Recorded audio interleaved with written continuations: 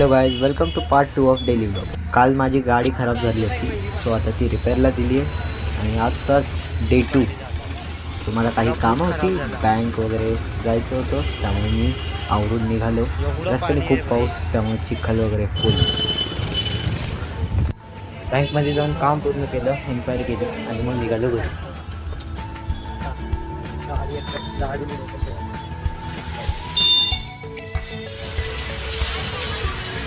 गाडी रिपेअर होती.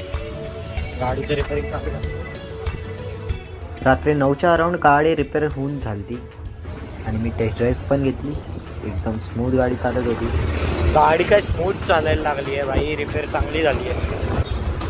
गाडीचं काम झालं आता उद्यापर्यंत कॉलेज काही जागचा ब्लॉग पण संपलेला आहे.